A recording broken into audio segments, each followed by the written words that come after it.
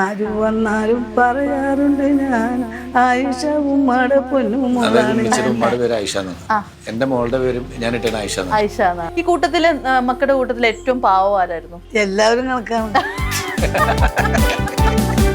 ചെയ്തിട്ടില്ല. എന്തെങ്കിലും ചെയ്യുന്ന പറയുമ്പോ മുളകൊക്കെ ഇല്ലേ, അതൊക്കെ അരച്ചിട്ട് ഇങ്ങനെ ഇങ്ങനെ കാണിക്കും, കണ്ണി തേക്കും പറഞ്ഞിട്ട്. പണ്ടൊക്കെ പെരുന്നാൾ എന്ന് പറഞ്ഞാൽ അന്നത്തെ ദിവസം മാത്രമേ പുതിയ ഡ്രസ്സ് കിട്ടുള്ളൂ. വർഷത്തിൽ 2 പുതിയ ഡ്രസ്സ്. 2 പുതിയ ഡ്രസ്സ് കൊണ്ട് ഒരു വർഷമൊക്കെ ചിലപ്പോൾ കഴിക്കേണ്ടി വരും. ഫാദർ മരിക്കുമ്പോ എനിക്ക് 16 വയസ്സാ. 16 വയസ്സാ. മറ്റുള്ളവരൊക്കെ ചെറുതല്ലേ, അത് അതിന്റെ താഴേക്കുള്ളതല്ലേ. ബാബുച്ചിനെ പോലുള്ള സ്നേഹവും ഞാൻ പറയില്ല, ഈ 3 അനിയന്മാർക്കും പേടിയായിരുന്നു. അവന്മാര് എന്നെ ഇടിക്കാനൊക്കെ ആയിട്ട് വട്ടം കൂടിയുണ്ട്. ഉമ്മച്ചിയുടെ സ്വഭാവം കൂടുതൽ കിട്ടിയിട്ടുള്ളത് ആർക്കാ? ഉമ്മച്ചിക്ക് അപ്പൊ സംശയം തോന്നാറുണ്ടല്ലോ ഇടയ്ക്ക്? എനിക്ക് സംശയമൊന്നുമില്ല. എന്റെ മോനാണെന്ന് എനിക്കറിയാം. പിന്നെ അല്ലാതെ അങ്ങനെ അവരോട് പറയും ആ പാട്ടൊന്ന് വയ്ക്കുമെന്ന് വയ്ക്കും പുറത്തുനിന്ന്. അപ്പോൾ അവർ പ്ലേ ചെയ്തിട്ട് ഞങ്ങൾ പുറത്തുനിന്ന് കേൾക്കും. എന്നിട്ട് മാമറെ ശ്രദ്ധിച്ചിട്ടും ഒരു പ്രാവശ്യം കൂടി വയ്ക്കും. അങ്ങനെ അവർ വീണ്ടും വയ്ക്കും. മുമ്പ് വെച്ച് ലേഡീസിന് മുമ്പിൽ വെച്ചിട്ട്, ഗേൾസിൻ്റെ മുമ്പിൽ വെച്ചിട്ട് എന്നെ സാറ് ചന്നം വേണ്ടിയിട്ട് അടിച്ചു. കാരണം കോമ്പസ് വെച്ച് കുത്തിയില്ലേ. അതടി കൊള്ളേണ്ടത് തന്നെയാ. വെച്ച് എൻ്റെ പാപ്പാനെ ദേ പോയി ഇങ്ങോട്ട് നോക്കിയേ. ഇതൊക്കെ അല്ലാണ്ട് ഇക്കാന്ന് വിളിച്ചാൽ കേട്ടില്ല, അങ്ങനെ വിളിച്ചിട്ടില്ലല്ലോ. ശങ്കരാഭരണം ഇറങ്ങിയിട്ടുള്ളൂ. പാടിയിട്ട് ഞങ്ങളെല്ലാവരും കരയണമായിരുന്നു. എല്ലാവരും. എൻ്റെ ഫാദറിനായിരുന്നു ഏറ്റവും ഭയങ്കര ആഗ്രഹം എന്നെ ഒരു പാട്ടുകാരനാക്കണമെന്ന്. ഞാൻ ജനിച്ചു കഴിഞ്ഞപ്പോൾ എനിക്ക് ജീവനുണ്ടായില്ലല്ലോ. എന്റെ ഉമ്മയുടെ ഉപ്പ ഇവനെ വിളിച്ചോണ്ടിരുന്ന കേമത്തി എന്നാണ്. കേമത്തി എന്ന് പറയുന്നത് എന്റെ അർത്ഥം എന്താ പറയാ?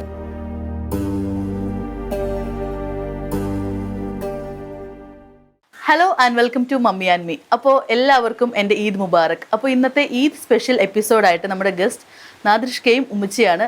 വെൽക്കം.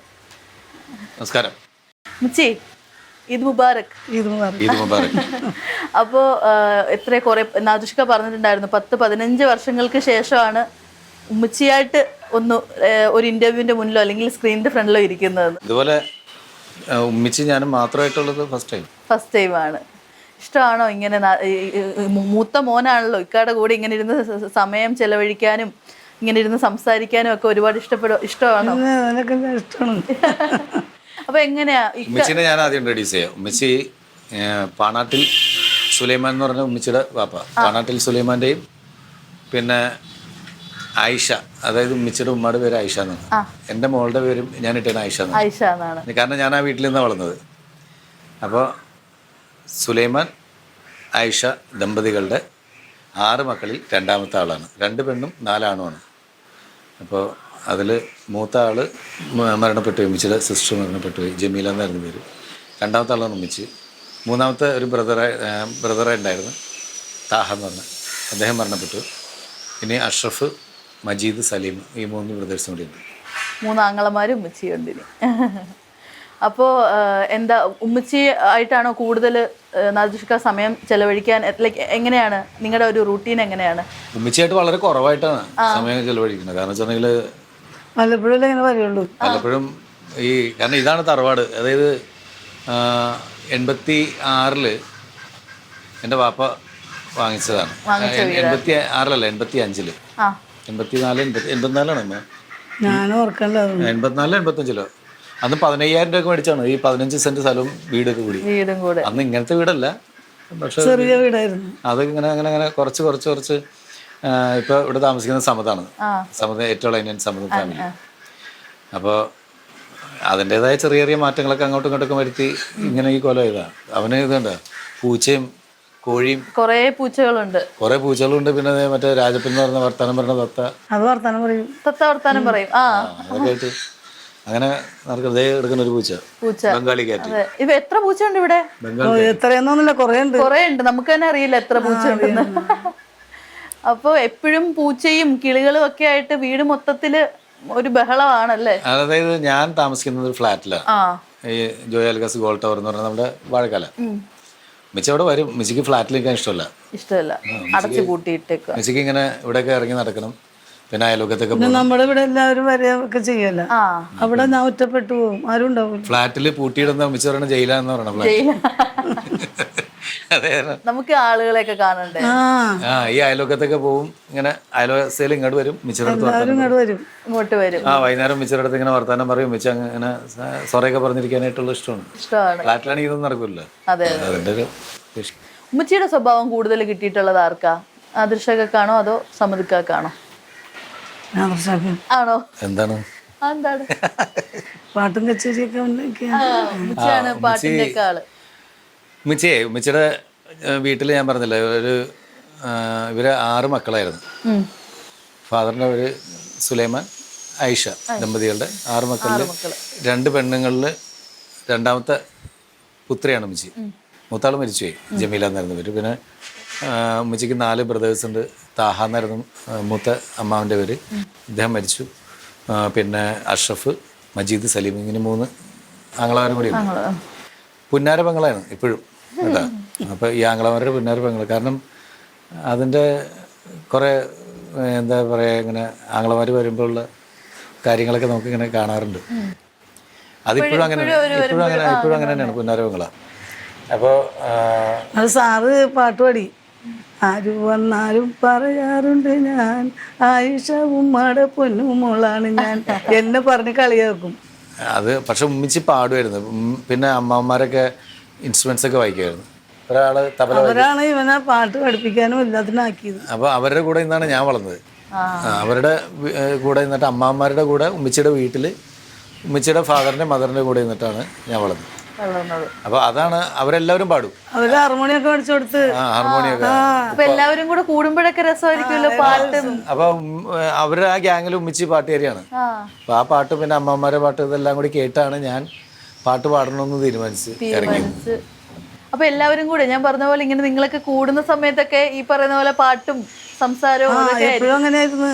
ഞങ്ങളെല്ലാവരും കൂടി പാട്ടും കച്ചേരിയായിട്ട് മക്കളും അങ്ങനെയായി എല്ലാവരും പാട്ട്. ഇവരെല്ലാം ഫാമിലി അത്യാവശ്യം എല്ലാവരും കൂടി കൂടുന്ന സമയത്ത് ഇപ്പോഴും ഇങ്ങനെ പാട്ടും പിന്നെ ഹാർമോണിയം വെച്ച് ഓർക്കസ്ട്ര വെച്ചിട്ടുള്ള പരിപാടി ഇല്ലാന്നുള്ളൂ. ബാക്കി പണ്ടതൊക്കെ ഉണ്ടായിരുന്നോ? പണ്ടുണ്ടായിരുന്നു. എനിക്ക് വാങ്ങിച്ചു കൊടുത്തതാണ്. ഉമ്മിച്ചിയുടെ ഉപ്പ ഒരു ഹാർമോണിയം വാങ്ങിച്ചു തന്നിട്ടുണ്ടായിരുന്നു. അത് അവിടെ നിന്നാണ് ഞാൻ വളർന്നത്. പിന്നെ അതിൻ്റെ എൻ്റെ പാപ്പാടെ പേരും സുലൈമാൻ എന്നാണ്, ഉമ്മിച്ചിയുടെ പാപ്പാടെ പേരും സുലൈമാൻ എന്നാണ്. രണ്ടുപേരുടെയും പേര് സുലൈമാൻ. അപ്പം മറ്റത് പാണാട്ടിൽ സുലൈമാൻ ഉമ്മിച്ചിയുടെ പാപ്പ, എൻ്റെ പാപ്പ മാവേലിയിൽ സുലൈമാൻ. വീട്ടുപേര് മാത്രമേ വ്യത്യാസമുള്ളൂ. അപ്പോൾ അങ്ങനെ ഈ ഇന്നത്തെ കാലത്ത് ഇന്നിപ്പോൾ എൻ്റെ മക്കളൊക്കെ ഇപ്പോഴത്തെ ജനറേഷൻ, എൻ്റെ മോള് കല്യാണം കഴിച്ചിട്ട് ബിലാല്, അവനെ പേരെ വിളിക്കണേ ബിലാലെ. അന്നും ഉമ്മിച്ചി അങ്ങനത്തെ സിസ്റ്റം ആയിരുന്നെങ്കിൽ ഉമ്മിച്ചിക്ക് ഒട്ടും പേര് വിളിക്കാൻ പറ്റില്ല. കാരണം ഉമ്മിച്ചിയുടെ ഹസ്ബൻഡിന്റെ പേര് വിളിക്കുമ്പോൾ അത് പാപ്പാടെ പേരല്ലേ. ഉമ്മിച്ചി എൻ്റെ പാപ്പാനെ ദേ പോയി ഇങ്ങോട്ട് നോക്കിയേ, ഇതൊക്കെ അല്ലാണ്ട് ഇക്കാന്ന് വിളിച്ചാൽ കേട്ടിട്ടില്ല. അങ്ങനെ വിളിച്ചിട്ടില്ലല്ലോ. വിളിക്കൂല, അങ്ങനെ ഇക്കൊന്നും വിളിക്കൂല. ഞാൻ കേട്ടിട്ടില്ല. അങ്ങനെ വിളിക്കൂല. അതെ, ഇപ്പോഴാണ് അങ്ങനെ വിളിക്കുന്നത്. നിങ്ങളെ ഇങ്ങനെയൊക്കെ കേൾക്കാം, നിങ്ങളെ പോയി. അത് ശരി. നമ്മുടെ ഗ്രാൻഡ് പേരൻസ് ആയാലും അങ്ങനെ ഒന്നും വിളിക്കുന്നത് ഞാനും കേട്ടിട്ടില്ല. എല്ലാരും ഇങ്ങനെ എന്തെങ്കിലും പറയുമായിരിക്കും ഡയറക്റ്റ്, അല്ലാണ്ടൊന്നും വിളിക്കുന്ന കേട്ടിട്ടില്ല. പിന്നെ ആരുടെ അടുത്തെങ്കിലും സംസാരിക്കുമ്പോ പിള്ളേരുടെ പാപ്പ അതാണ് സംബോധനയാണ്. അല്ലാണ്ട് പിന്നെ എൻ്റെ കെട്ടിയോന്നോ അല്ലെങ്കിൽ ഇക്കാന്നോ പറഞ്ഞു കേട്ടിട്ടില്ല. അവിടെ സ്കൂളിൽ ഇപ്പം പാടാൻ പോയി, പാട്ട് പാടിക്കൊണ്ടിരുന്നു. ഞങ്ങളെല്ലാവരും പോയി അന്ന് കേൾക്കാനായിട്ട്.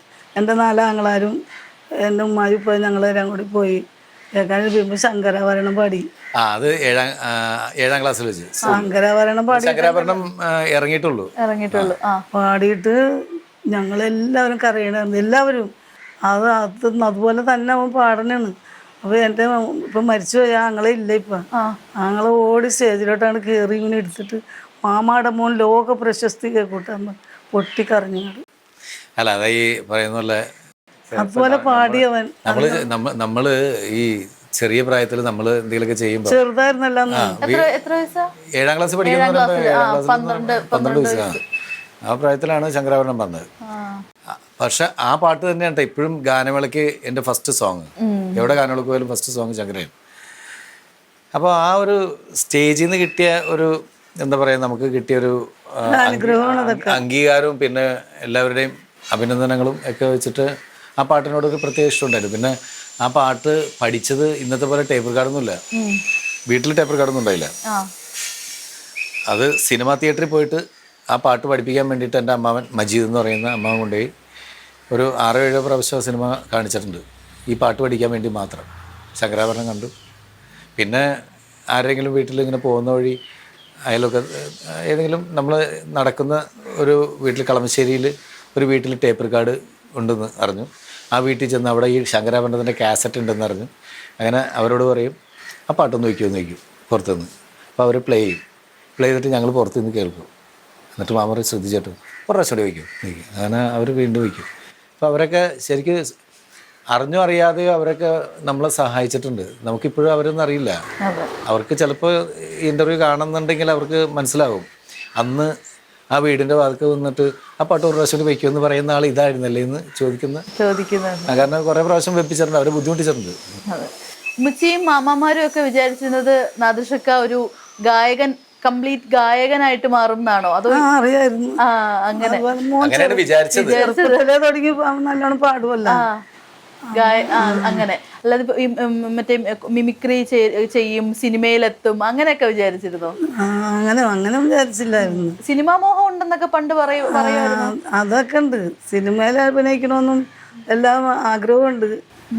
പക്ഷെ നമുക്കറിയാൻ പാടില്ല എങ്ങനെയാവോ പഠിച്ചോണ്ടിരിക്കണ. ഈ ഉമ്മച്ചിക്ക് മോന് സിനിമയിൽ അഭിനയിക്കണമെന്ന് ആഗ്രഹമുണ്ട്. പക്ഷെ മോൻ്റെ മുഖത്തേക്ക് നോക്കുമ്പോൾ നമുക്കറിയാം സിനിമയിൽ അഭിനയിക്കാൻ സാധ്യതയില്ല എന്നുള്ളത്. അതായിരുന്നു സത്യം. പിന്നെ പറയൂല എന്നുള്ളത് നമ്മളുടെ അടുത്ത് മുഖത്തേക്ക് പറയാൻ പറ്റില്ല, മക്കളുടെ മുഖത്തേക്ക് പറയാം. അങ്ങനെ ഉറപ്പായിരുന്നു അല്ലേ? അല്ല, ഈ സിനിമയിൽ അഭിനയിക്കുന്നതിനേക്കാൾ പാട്ടുകാരനാവും എന്നുള്ളൊരു ധാരണ ഉണ്ടായിരുന്നു. പക്ഷെ അങ്ങനെയുള്ളൊരു വലിയ, കാരണം ഇപ്പോഴത്തെ പിള്ളേരുടെയൊക്കെ പാട്ടനുസരിച്ചിട്ട് നോക്കുകയാണെങ്കിൽ നമ്മളൊക്കെ ആ സമയത്ത് പാട്ടുകാരൻ എന്ന് പറഞ്ഞ് കിട്ടിയത് ഭാഗ്യം എന്ന് വിചാരിച്ചത്. ഇപ്പൊ എല്ലാവരും പാടുവിട്ടാ വീട്ടില്, മക്കളൊക്കെ പാടും. ഇപ്പോഴത്തെ നമ്മളുടെയൊക്കെ റേഞ്ച് അനുസരിച്ചിട്ട് നോക്കുകയാണെങ്കിൽ അന്ന് നമ്മൾ പാടിയതിൻ്റെ ആ ഒരു സംഭവത്തിലൊക്കെ കിട്ടിയത്, ഇപ്പോഴത്തെ ജനറേഷൻ മാറി, ഇപ്പോഴത്തെ പിള്ളേരുടെ കഴിവുകൾ മാറി, അവർ ചെയ്യുന്ന ഓരോ കലാപ്രകടനങ്ങൾ വെച്ചിട്ട് നോക്കുകയാണെങ്കിൽ നമ്മളൊക്കെ ഒന്നുമല്ല. അന്നത്തെ കാലത്ത് ജനിച്ചതിൻ്റെ പേരിൽ അന്ന് മിമിക്രിക്കാരനായി, നല്ല മിമിക്രിക്കാരെന്നുള്ള പേര് കിട്ടി, നല്ല അത്യാവശ്യം ഗാനങ്ങളൊക്കെ പാടുന്ന ആളെന്നുള്ള പേര് കിട്ടി. ഇപ്പോഴൊക്കെ ആണെങ്കിൽ ഈ ആര് പറഞ്ഞ പോലെ വരുമ്പോൾ തന്നെ ഔട്ടായി പോയനെ. ഇപ്പം നമുക്ക് എല്ലാവർക്കും അറിയാം, ഈ സിനിമയുടെ പുറകിലും ഇങ്ങനെയൊക്കെ പോകുമ്പോഴത്തേക്ക് എല്ലാവർക്കും ഒന്നും വീട്ടിൽ നിന്നൊരു സപ്പോർട്ടൊന്നും കിട്ടില്ല. പ്രത്യേകിച്ച് ഇപ്പോൾ നമ്മളൊരു മുസ്ലിം ബാക്ക്ഗ്രൗണ്ടിൽ വരുന്നൊരു ഫാമിലിയും കൂടെ ആകുമ്പോഴത്തേക്ക് സിനിമ എന്നൊക്കെ പറയുമ്പോൾ പലർക്കും ചിലപ്പോൾ ആ വേണ്ട സപ്പോർട്ടൊന്നും കിട്ടിയെന്ന് വരില്ല. അപ്പോൾ അന്നത്തെ സമയത്ത് ഉമ്മച്ചിയും മാമാമാരും ഒക്കെ ഇക്ക സിനിമ അല്ലെങ്കിൽ അങ്ങനെ ആ ഒരു ഫീൽഡിലോട്ട് പോയപ്പോൾ സപ്പോർട്ടായിരുന്നോ? എൻ്റെ ഫാദറിനായിരുന്നു ഏറ്റവും ഭയങ്കര ആഗ്രഹം എന്നെ ഒരു പാട്ടുകാരനാക്കണമെന്ന്. അപ്പോൾ അതുകൊണ്ടാണ് എന്നെ 10ാം ക്ലാസ് കഴിഞ്ഞപ്പോൾ അത്യാവശ്യം നല്ല മാർക്കൊക്കെ ഉണ്ടായിരുന്നു പഠിക്കുമ്പോൾ. RLB മ്യൂസിക് കോളേജിൽ കൊണ്ടുപോയി വാപ്പ മോൻ പാട്ടുകാരനായാൽ മതി എന്ന് തീരുമാനിച്ചിട്ട് അവിടെ കൊണ്ടുപോയി ചേർത്ത്. അപ്പോൾ അദ്ദേഹം പാട്ടൊന്നും പാടില്ല, നല്ല ആസ്വാദകനായിരുന്നു. എനിക്ക് വേണ്ടിയിട്ട് ടേപ്പ് റെക്കോർഡൊക്കെ വാങ്ങിച്ചു തന്നിട്ടുണ്ട്. അന്ന് എനിക്കറിയാം ഒരു നമ്മുടെ നാഷണൽ പാനസോണിക്കിൻ്റെ ചെറിയ ടേപ്പ് റെക്കോർഡില്ലേ, അതൊന്ന് വാപ്പിച്ച് ഈ വീടും പറയുമ്പോൾ 15,000 രൂപയൊക്കെ മേടിച്ചെന്ന് പറയുമ്പോൾ അന്ന് 1,500 രൂപ കൊടുത്തിട്ട് ടേപ്പ് റെക്കോർഡ് വാങ്ങിച്ചു. അപ്പോൾ അതിൻ്റെ ഒരു വില ഭയങ്കരമായിരിക്കും. അന്ന് 1,500 രൂപ കൊടുത്തിട്ട് ടേപ്പ് റെക്കോർഡ് വാങ്ങിച്ചിട്ട് എനിക്ക് പാട്ട് പഠിക്കണമെന്നും പറഞ്ഞ് എന്നെ പാട്ടുകാരനാക്കണമെന്നും പറഞ്ഞിട്ട് കൊണ്ടുവന്നിട്ട് എല്ലാ കാസറ്റുകളും വന്നിട്ട് അത്. അപ്പോൾ മോനെ എന്തെങ്കിലും കലാരംഗത്ത് പ്രോത്സാഹിപ്പിക്കണം എന്നുള്ളത് അദ്ദേഹത്തിനും ആഗ്രഹമുള്ളായിരുന്നു. ഞാൻ ഇപ്പോഴും സ്റ്റേജുകളിൽ പറയാറുണ്ട്, യേശുദാസിൻ്റെ കൂടെ നിർത്തിയിട്ട് ഒരു ഫോട്ടോ എടുക്കണമായിരുന്നു എൻ്റെ വാപ്പയുടെ ഏറ്റവും വലിയ ആഗ്രഹം. പക്ഷെ പിന്നീട് അദ്ദേഹത്തിന് അത് കാണാൻ സാധിച്ചില്ലെങ്കിൽ പോലും നമ്മൾ കുറേ കഴിഞ്ഞപ്പോൾ ദാസേട്ടൻ പാടിയ പാട്ടുകൾക്ക് മ്യൂസിക് ചെയ്യാനായിട്ടുള്ള ഭാഗ്യം ലഭിച്ചു. നമ്മൾ ചെയ്ത സിനിമകളിൽ ദാസേട്ടൻ പാടി. അത് പിന്നെ എനിക്ക് ഞാൻ ചെയ്ത പാട്ടുകൾക്ക് അദ്ദേഹം പാടി തന്നു. ഞാൻ ദാസേട്ടനെ കൊണ്ട് മ്യൂസിക് ചെയ്ത് പാടിച്ചെന്ന് ഒരിക്കലും അവകാശപ്പെടുന്നില്ല. ഞാൻ മ്യൂസിക് ചെയ്ത് ദാസേട്ടൻ പാടി തന്നു എന്നേ പറയാൻ പറ്റുള്ളൂ. അപ്പോൾ പിന്നെ അത് തന്നെയല്ല, ദാസേട്ടൻ്റെ കൂടെ ഒരുപാട് വേദികളിൽ പങ്കെടുക്കാൻ പറ്റി. ഒരുമിച്ച് ദാസേട്ടൻ പാടുന്ന സ്റ്റേജിൽ ഷോ ഡയറക്റ്റ് ചെയ്യാൻ പറ്റി. ദാസേട്ടനും സുജാ ചേച്ചിയും വിജയ് യേശുദാസും പിന്നെ ശ്വേതയും കൂടി ഉള്ളൊരു സ്റ്റേജിൽ ആ ഷോ ഡയറക്ടർ ചെയ്യാനായിരുന്നു. ഇപ്പൊ ഉമ്മച്ചിയും പാട്ടൊക്കെ പാടുമല്ലോ. ഉമ്മച്ചിക്ക് ഇതേപോലെ ഏറ്റവും ഇഷ്ടപ്പെട്ട, വാപ്പായ്ക്ക് യേശുദാസിനെ ഒരുപാട് ഇഷ്ടമാണെന്ന് പറഞ്ഞു, യേശുദാസ് സാറിനെ ഇഷ്ടമാണെന്ന് പറഞ്ഞു. ഉമ്മച്ചിക്ക് ഇതേപോലെ ഇഷ്ടപ്പെട്ട ആരൊക്കെയാണ്, ഗായകരാരൊക്കെയാണ്? പാട്ടുകാരൻ എനിക്ക് അതിനെ പറ്റി ഒന്നും അറിയാൻ പാടില്ല. പാട്ട് കേൾക്കും, ആസ്വദിക്കും. അപ്പം നമ്മുടെ ഈദ് സ്പെഷ്യൽ എപ്പിസോഡിലായാലും ഉമ്മച്ചി ഒരു പാട്ട് പാടുവോ? ഉമ്മച്ചി എൻ്റെ മക്കളും ഒക്കെ ചെറുതായിരുന്ന സമയത്ത് ഉമ്മച്ചി പാട്ട് പാടി. പിന്നെ തന്നെയല്ല എൻ്റെ അനിയന്മാർ, ഇപ്പം സമത്, എനിക്ക് 3 അനിയന്മാർ, ഒരു പെങ്ങളാണ്. പെങ്ങളുടെ പേര് ഷൈല, ഒരാളുള്ളൂ പെങ്ങള്. പിന്നെ 3 അനിയന്മാർ, ഒരാൾ സാലി, ഷൗക്കത്ത്, ഏറ്റവും ആൾ സമത്. ഈ സാലിയും ഷൗക്കത്തും വിത്ത് ഫാമിലി ദുബായിലാണ് അവർ സെറ്റിൽ ചെയ്തിരിക്കുന്നത്. അവരുടെ മക്കളും പാടും, ചൗക്കത്തിന്റെ മോനും പാടും, സമതിൻ്റെ സമന്റെ മോനും. എല്ലാവരും അത്യാവശ്യം പാട്ട് പാടുന്ന കൂട്ടത്തിലാണ്. അപ്പോൾ ഈ മക്കളെയൊക്കെ ഉറക്കാൻ വേണ്ടിയിട്ട് ഉമ്മച്ചി പാടിയ പാട്ട്, ഉമ്മച്ചി ആ പാട്ടൊന്ന് 2 വരി പാടിയ പാട്ട് പാടി ഉറക്കാൻ ഞാൻ താമരപ്പൂം പെയ്തല്ലേ പാടിയോ, വെറുതെ പാട്. പാട്ടുപാടി ഉറക്കാൻ താമരപ്പൂം പൈതല് കേട്ടു കേട്ടു നീയും കരളിൻ്റെ കാതലേ കരളിൻ്റെ കാതലേ. ശ്വാസം കിട്ടൂല. ശ്വാസം കിട്ടാൻ നല്ല പാട്ടായിരുന്നു. അത് മതിയല്ലോ, അത്രയും മതിയല്ലോ. ഞാൻ ഇവനെ പ്രസവിച്ചിരുന്നപ്പോഴേ ഇവന്റെ ചെവിയിൽ ഞാൻ ലാ ഇലാഹ ഇല്ലല്ലാഹു ലാ ഇലാഹ ഇല്ലല്ലാഹ് ലാ ഇലാഹ ഇല്ലല്ലാഹ് മുഹമ്മദ് റസൂലുള്ളാഹ് ഹസ്ബി റബ്ബി സല്ലല്ലാഹ് മാ ബി ഖൽബി ഖൈറുല്ലാഹ് നൂർ മുഹമ്മദ് സല്ലല്ലാഹ് ലാ ഇലാഹ പ്രസവിച്ചൊക്കെ എല്ലാ മക്കളും ചെവിയിൽ പാടും. എല്ലാവരും പാടും കേട്ടായിരുന്നു, എല്ലാവരും പാടുന്ന ആൾക്കാരാണ്. നാദൃഷക്ക് അപ്പൊ ആദ്യമായിട്ട് ജനിച്ചിട്ട് ചെവിയിൽ കേട്ടത് ലാ ഇലാഹ ഇല്ലല്ലാഹ് ആയിരിക്കണം, കാരണം അതൊന്നും ഓർമ്മയില്ല നമുക്ക്. അതറിയാമല്ലോ, പ്രസവിച്ചെടുക്കണല്ലേ. അതെ അതെ അതെ. ഈ പിന്നെ അതിനൊരു ചരിത്രമുണ്ട്. ഈ ഞാൻ ജനിച്ചപ്പോൾ എനിക്ക് ജീവനുണ്ടായില്ലല്ലോ.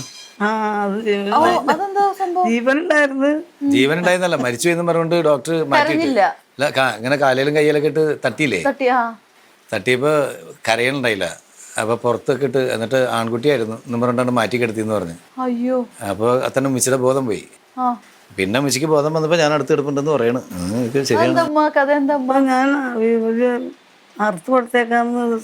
അതെ അതെ അതെ അതെ. ഉമ്മച്ചി അപ്പൊ ആ സമയത്ത് കുറെ നേർച്ചകളെ ഈ ഇങ്ങനെയൊക്കെ ദുആ ചെയ്യൂലേ, ആ പ്രാർത്ഥനകള്, നിങ്ങൾ അങ്ങനെ പറഞ്ഞാൽ മനസ്സിലാവും. ഈ പ്രാർത്ഥനകൾ ഉണ്ടാവും. ആ പ്രാർത്ഥന കഴിയുമ്പോൾ തന്നെ ഉമ്മച്ചിയുടെ ബോധം പോയി. മോന് പിന്നെ ബോധം വന്നപ്പോൾ ഞാൻ അടുത്തെടുക്കുന്നുള്ളതാണ് ഞാൻ കേട്ടേക്കുന്ന ചരിത്രം കേട്ടോ. അത് എനിക്ക് തോന്നുന്നു ആ സമയത്ത് ഈ കുട്ടികൾക്ക് തട്ട്, ചില കുട്ടികൾക്ക് ആ സമയം അങ്ങനെയല്ലേ, കുറെ തട്ട് അങ്ങനെയൊക്കെ സംഭവിച്ചായിരിക്കാം. ഇപ്പം ഞാൻ ഇടയ്ക്ക് പേടിപ്പിക്കും. അന്ന് ജനിച്ച ആള് പോയി, പിന്നെ ഏതോ അടുത്ത് കിടന്ന് വെച്ചാൽ ഇപ്പം ഈ ഉമ്മയുടെ വാപ്പ പഞ്ചായത്ത് പ്രസിഡൻ്റായിരുന്നു, പാർട്ടിയുടെ വലിയ നേതാവും അറിയപ്പെടുന്ന സഖാവ് പാണാട്ടിൽ സുലൈമാൻ എന്ന് പറഞ്ഞാൽ അവിടെ കളമശ്ശേരി മൊത്തം അറിയുന്ന ആളായിരുന്നു. അപ്പോൾ അദ്ദേഹത്തിൻ്റെ പിടിപാട് കൊണ്ട് അടുത്ത് പ്രസവിച്ചിരുന്ന ഏതൊരു പയ്യനെ കൊണ്ടുവന്ന് അടുത്ത് കിടത്തി തന്നാണ്. ഇടക്കിടക്ക് പറ്റിക്കാറുണ്ട്. അപ്പൊ ഉമ്മച്ചി ഇങ്ങനെ മുഖത്തേക്ക് നോക്കും, മുഖത്തേക്ക് നോക്കിയിട്ട് ഏയ് നീ എന്നെ പോലെ തന്നെ ഇരിപ്പുണ്ടെന്ന് പറയും. അത്രേ ഉള്ളൂ. ഉമ്മച്ചിക്ക് അപ്പൊ സംശയം തോന്നാറുണ്ടല്ലോ ഇടയ്ക്ക്? എനിക്ക് സംശയമൊന്നുമില്ല, എനിക്ക് എന്റെ മോനാണെന്ന് എനിക്കറിയാലോ. പിന്നെ അല്ലാതെ ഉമ്മച്ചി അതേ പറഞ്ഞു, ഉമ്മച്ചിയുടെ അതേ സ്വഭാവമാണെന്ന്. സ്വഭാവത്തിന്റെ അല്ലേ, ചില സമയത്ത് ഈ പറയുന്ന പോലെ താടി മീശം ഒക്കെ ഞാൻ ക്ലീൻ ഷേവ് ചെയ്യുകയാണെങ്കിൽ ചിലപ്പോൾ ഏകദേശം ഇതുവരെ ഇരുന്ന് പണ്ട് നമ്മൾ ഏതാണ് ഏഴരക്കൂട്ടം എന്ന് പറഞ്ഞ സിനിമയില്ലേ, അതിനകത്ത് ഞാൻ മീശയൊന്നും ഇല്ലാണ്ട് അതിനകത്ത് ഇടയ്ക്ക് തന്നെ പെൻവേഷമൊക്കെ കെട്ടിച്ച്, ആ സമയത്ത് ഉമ്മയുടെ മുഖമായിരുന്നു എനിക്ക്. ഇക്കടെ ചെറുപ്പത്തിൽ ഇക്ക ഭയങ്കര കുസൃതിയായിരുന്നോ? ആ കുസൃതി ആർന്നാന്ന്. അതില് അവിടെ മൂലൊക്കെ പോയി തല മേൽപോട്ടാക്കി, തല കുത്തി കാല് മേൽപോട്ടാക്കി. അതെ, പിന്നെ ദേഷ്യം വരുമ്പോ കാണിക്കുന്നതാണ്. ദേഷ്യം വരുമ്പോ തല കുത്തിക്കണ പരിപാടി. പിന്നെ രാവിലെ വീട്ടിൽ നിന്ന് ഇറങ്ങി കഴിഞ്ഞാൽ രാത്രിയാകുമ്പോ, അന്ന് പിന്നെ അന്വേഷിച്ച് നടക്കാനൊന്നുമില്ല, കൂട്ടുകാരുടെ കൂടെ മാവിന്റെ മേളില് പിന്നെ കശുമാങ്ങ, പിന്നെ പ്ലാവ്, പിന്നെ ഈ ചെറിയ ആഞ്ഞിൽ ചക്കയൊക്കെ ഇല്ലേ, അതൊക്കെ ഉള്ള സ്ഥലത്തേക്ക് അവിടെ ഉമ്മച്ചിയുടെ വീടിൻ്റെ അവിടെ അടുത്തുള്ള പറമ്പിലാണ്. കാലത്ത് സ്കൂളൊന്നും ഇല്ലാത്ത ദിവസം അങ്ങോട്ട് ഇറങ്ങിക്കഴിഞ്ഞാൽ രാത്രിയാകുമ്പോഴേ കയറണേ. അതുവരെ ഏതെങ്കിലുമൊക്കെ മരത്തിൻ്റെ മുകളിലാണ്. അങ്ങനെ ഓടിപ്പാഞ്ഞ് നടന്ന് വെച്ച ഒരു ബാല്യം ഉണ്ടായിരുന്നു. ആ ബാല്യത്തിൻ്റെയൊക്കെയാണ് നമുക്ക് കിട്ടിയൊരു എനർജി എന്ന് പറയുന്നത്. കാരണം ലൈഫിൽ അന്ന് കുറേ ഉണ്ടായിരുന്ന കുറേ സുഹൃത്തുക്കൾ, അന്നത്തെ ലൈഫ് സ്റ്റൈല്, അതൊക്കെ ഇപ്പോഴത്തെ പിള്ളേർക്ക് എനിക്ക് തോന്നുന്നില്ല. എല്ലാ പിള്ളേരും ഒരു ഫോൺ എടുത്ത് വെച്ച് ഫോണിലാണ്. ഈ ഫോണുള്ള ആർക്കും അങ്ങനെ ഇതൊന്നുമില്ല. ഇല്ല, അതൊന്നും ഇല്ലല്ല. നമ്മൾ നമ്മളുടെ പ്രായത്തിൽ എന്ന് പറഞ്ഞാൽ നമ്മൾ ഫോൺ കാണുന്നത് കൂടിയൊന്നും ഒരു 10-15 വർഷമായിട്ടുണ്ടാവുള്ളൂ. നമ്മളുടെയൊക്കെ ചെറുപ്പത്തിൽ ഈ പറയുന്നത് തെങ്ങേ കയറാൻ മാത്രമേ എനിക്ക് അറിയാൻ പാടുള്ളൂ. ബാക്കിയെല്ലാം എല്ലാ മരത്തിലും എല്ലാത്തിലും കയറുമായിരുന്നു. പിന്നെ മരത്തിലൊക്കെ കേറിയിട്ട് ഈ വീണ് കയ്യെ കുടിച്ചിട്ട് അത് ഓടിച്ചിട്ടുണ്ട് എല്ലാ ദിവസവും. അപ്പൊ ഇങ്ങനെ എന്തെങ്കിലും ഉമ്മയ്ക്ക് അപ്പൊ എന്നും തലവേദന ആയിരിക്കുമല്ലോ, എല്ലാ ദിവസവും ഓരോന്നൊക്കെ. ഉമ്മച്ചിക്കല്ല തലവേദന, ഉമ്മച്ചിയുടെ ഉമ്മാക്ക്. ഉമ്മയ്ക്ക് കൂടുതൽ ടെൻഷൻ അവിടെ ഇരുന്നല്ലേ. എന്റെ ഉമ്മാക്കാണ് ജീവനാണ് ഇവന്. ഉമ്മാക്കും എന്റെ ആങ്ങളായിരിക്കും ഉപ്പാക്കൊക്കെ. ആ ഉമ്മയും ഉപ്പയും കൂടിയാണ് എന്നെ വളർത്തിയത്. ചൈൽഡ്ഹുഡിനെ കുറിച്ച് കൂടുതൽ ചോദിച്ചാൽ പറയാൻ പറ്റുന്നത് ചിലപ്പോ അവർക്കായിരിക്കും. അപ്പൊ ആ ഉമ്മ മരണപ്പെട്ടുപോയി. ആ ഉമ്മയുടെ ഉമ്മയും എനിക്ക് ഓർമ്മയുണ്ട്. ഉമ്മാടെ എന്റെ ഉമ്മാടെ ഉമ്മ അത് ഓർമ്മയുണ്ട് എനിക്ക്. അപ്പൊ എന്റെ ഉമ്മാടെ ഉപ്പ ഇവനെ വിളിച്ചോണ്ടിരുന്ന കേമത്തി എന്നാണ്. കേമത്തി എന്ന് പറയുന്ന എന്റെ അർത്ഥം എന്താ അറിയോ? കേമൻ. കേമന്റെ വേറൊരു കേമത്തി നമ്മള് കൊഞ്ചിച്ചു വിളിക്കൂലേ, അങ്ങനെയൊക്കെ വിളിച്ചു. അങ്ങനെ വിളിക്കുള്ളായിരുന്നു. അതുപോലെ തന്നെ കേമൻ തന്നെയായി. ഇപ്പൊ നമ്മള് കുസൃതിയൊക്കെ കാണിക്കുന്ന കാര്യം പറഞ്ഞല്ലോ. ഇവര് വീട്ടില് സഹോദരങ്ങൾ തമ്മിൽ കൊച്ചിലെ എങ്ങനെയായിരുന്നു? ഇവര് അങ്ങോട്ടും ഇങ്ങോട്ടും ഒക്കെ അടിയൊക്കെ ഉണ്ടാക്കുമായിരുന്നോ? ഇവൻ വന്നിട്ടുണ്ടെങ്കിൽ ഞാൻ അടിക്കൊക്കെ ചെയ്യും. അതെന്ന് വെച്ചിട്ടുണ്ടെങ്കിൽ എനിക്ക് എന്തെങ്കിലും ഇവന്റെ എടുത്തിട്ടുണ്ടെങ്കിൽ അത് ഓടിച്ചിടും. അനിയന്മാരെ ഞാൻ പറയില്ല, ഈ 3 അനിയന്മാർക്കും പേടിയായിരുന്നു. അവന്മാര് എന്നെ ഇടിക്കാനൊക്കെ ആയിട്ട് വട്ടം കൂടിയിട്ടുണ്ട് ആ സമയത്ത്. കാരണം ഇവിടെ ഞാൻ കാരണം വല്ലപ്പോഴും വരുള്ളൂ. പക്ഷെ അന്ന് കുറെ പുസ്തകങ്ങളും ഉണ്ട്. ഞാൻ ഈ വായനശാലയിൽ നിന്നും അവിടെ നിന്നൊക്കെ എടുത്ത്, പിന്നെ സ്കൂളിലെ ലൈബ്രറിയിൽ നിന്നും, പിന്നെ ഇവിടുത്തെ നമ്മളുടെ ഏലൂർ വായനശാലയിൽ നിന്നൊക്കെ എടുത്ത പുസ്തകങ്ങൾ.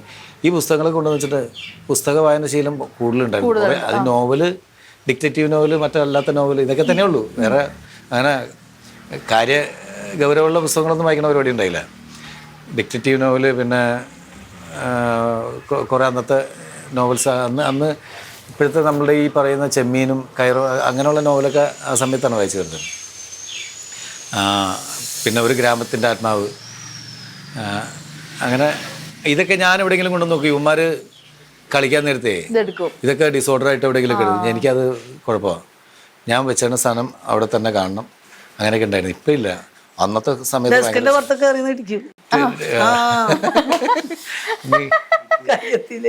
പിന്നെ സ്കൂൾ ഇത്രയല്ലേ ഉള്ളൂ ഇടിക്കാൻ. സ്കൂളിൽ പഠിച്ചുകൊണ്ടിരിക്കുന്ന സമയത്ത് ഈ പറഞ്ഞ ക്ലാസ് ലീഡറായിരുന്നു. ഈ പേരെഴുതാൻ വേണ്ടിയിട്ട് നമ്മൾ സംസാരിക്കുന്ന മാഷ് പുറത്തേക്ക് പോകുന്ന സമയത്ത് നിർത്തും. സംസാരിക്കണവരെ പേരെഴുതി വെക്കാൻ പറയില്ലേ. അപ്പോൾ എനിക്ക് ഈ പേരെഴുതി വെക്കണ പരിപാടിയൊന്നും ഇഷ്ടമല്ല. കാരണം എല്ലാ സുഹൃത്തുക്കളാണല്ലോ. ബോയ്സ് സ്കൂളാണ്. ഞാനാ ക്ലാസ് ലീഡർ. ഞാൻ ബോയ്സും ഗേൾസും വേറെ വേറെ സെപ്പറേഷൻ. അപ്പോൾ ഞാൻ ആൺപിള്ളേർ മാത്രമുള്ള കാരണം അതിൻ്റെ ഒരു വേണ്ട മിണ്ടലട എന്നൊക്കെ പറയും നമ്മൾ. എന്നാലും ഇവന്മാരിരുന്ന് ഒരു പ്രാവശ്യം എന്ത് കാര്യം പറഞ്ഞപ്പോൾ തന്നെ എന്നെ തെറി പറഞ്ഞു. ആ നേരം കൊണ്ട് അവൻ്റെ അവിടെ ഇരുന്ന് വെച്ചിട്ട് കോമ്പസ് കൊടുത്ത് അവൻ്റെ ചെന്നിക്കിട്ടൊരു കുത്തും കൊടുത്തു. അങ്ങനെയൊക്കെയുള്ള അഭ്യാസങ്ങൾ ആ സമയത്തുണ്ടായിരുന്നു. സ്കൂളിൽ മാഷും ഉണ്ടായിട്ട് ഹെഡ് മാസ്റ്ററും ഉണ്ടായിട്ട് അന്ന് ദേശീയഗാനം പാടാൻ വേണ്ടിയിട്ട് പിള്ളേർ വരും. നമ്മളുടെ ഹെഡ് മാസ്റ്ററുടെ മുറിയിൽ നിന്നിട്ടാണ് മൈക്ക്. ബാക്കി എല്ലാ റൂമിലും സ്പീക്കർ ഉണ്ടാവില്ല.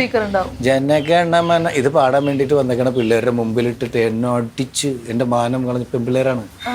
മുമ്പിട്ട് ലേഡീസിന് മുമ്പിൽ വെച്ചിട്ട് ഗേൾസിൻ്റെ മുമ്പിൽ വെച്ചിട്ട് എന്നെ സാറ് ചന്നം വേണ്ടിയിട്ട് അടിച്ചു. കാരണം കോമ്പസ് വെച്ച് കുത്തിയില്ലേ. അങ്ങനെയുള്ള കുഞ്ഞു കുരുത്തക്കേടുകൾ, ചെറിയ ചെറിയ തമാശ. ഇനിയുണ്ടോ ഇതേപോലത്തെ ചെറിയ ചെറിയ തമാശ? അങ്ങനൊന്നുമില്ല, അതൊക്കെ ഉള്ളു. അത്രേ ഉള്ളൂ. എന്നിട്ട് ഉമ്മാനെ സ്കൂളിൽ വിളിപ്പിച്ചോ?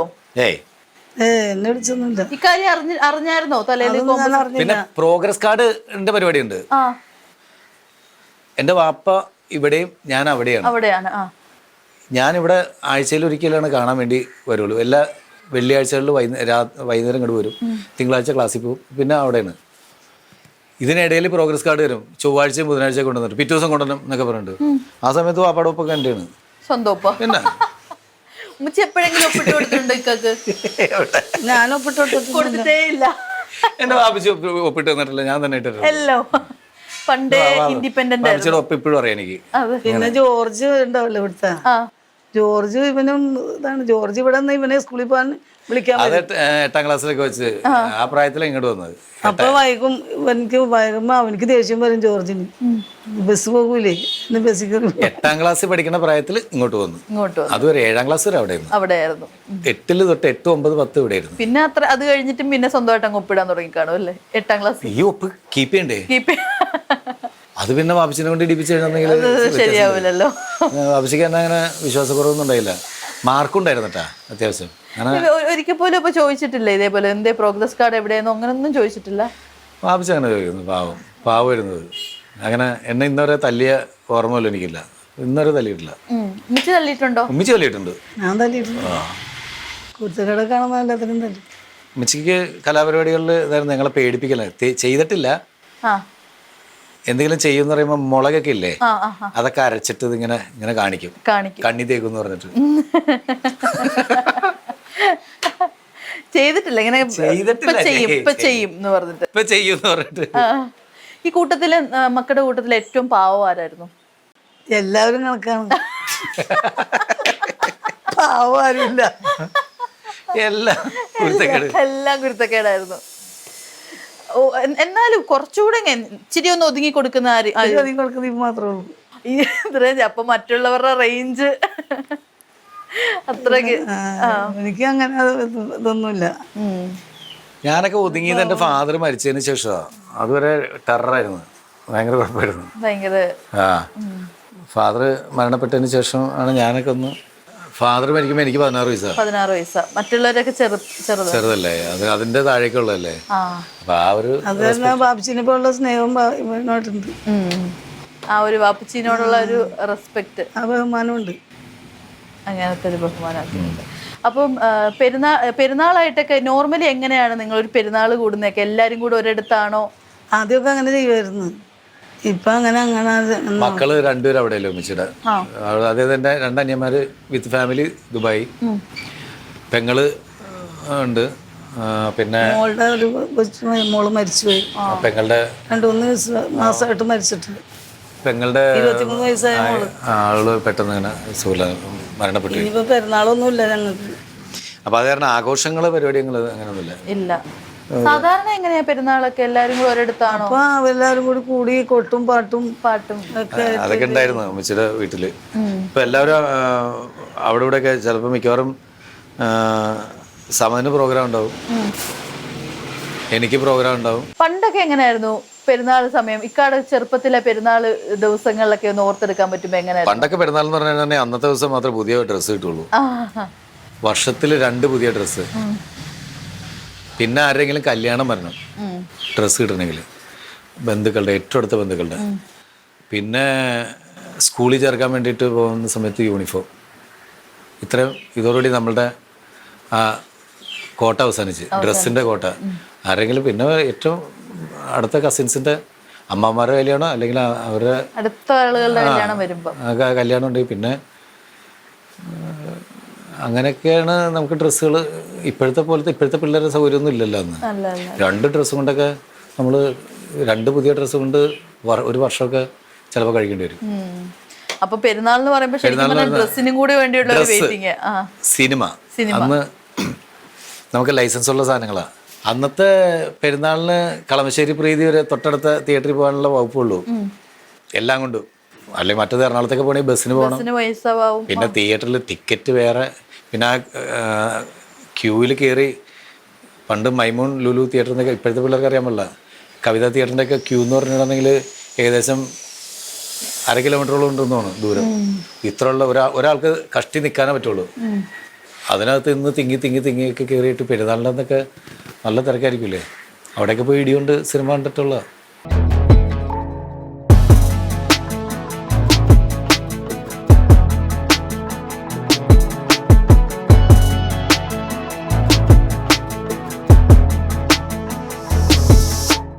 അപ്പൊ ഇക്ക എന്തായാലും നമുക്ക് വൈൻഡപ്പ് ചെയ്യാം. അപ്പൊ അതിന് മുമ്പായിട്ട് ഇക്കായ്ക്കും ഉമ്മച്ചിക്കും വീട്ടിലുള്ള എല്ലാവർക്കും എൻ്റെ വക ഈദ് മുബാറക്ക്. ഈദ് മുബാറക്ക് എല്ലാവർക്കും. ഞാൻ ഈദിൻ്റെ അന്ന് ഖത്തറിൽ എനിക്ക് ഷോയാണ്. അതായത് 31-ന് മാർച്ച് 31-ന് ദിലീപ്, ഞാൻ, നിഖില വിമൽ, രമേശ് പിഷാരടി, ധർമ്മജൻ, പിന്നെ എൻ്റെ അനിയൻ സമദ്, പിന്നെ അങ്ങനെ ഒരുപാട് ആർട്ടിസ്റ്റുകൾ വെച്ചിട്ട് ഞങ്ങളൊരു ഷോ ചെയ്യുന്നുണ്ട് ഖത്തറിൽ. പിന്നെ ഷാർജയിൽ 4-ാം തീയതി ദേ പുട്ടിൻ്റെ ഉദ്ഘാടനമാണ്. അപ്പോൾ അതൊക്കെ ആയിട്ട് ബന്ധപ്പെട്ട് ഞാൻ പുറത്തായിരിക്കും. ഏകദേശം ഒരു ഏപ്രിൽ 10-നോട് കൂടിയ നാട്ടിലേക്ക് തിരിച്ചു വരുള്ളൂ. അപ്പോൾ എനിവേ എല്ലാ പ്രിയപ്പെട്ടവർക്കും എൻ്റെയും എൻ്റെ കുടുംബത്തിൻ്റെയും എൻ്റെ സുഹൃത്തുക്കളുടെയും പേരിൽ ഈദ് മുബാറക്ക്.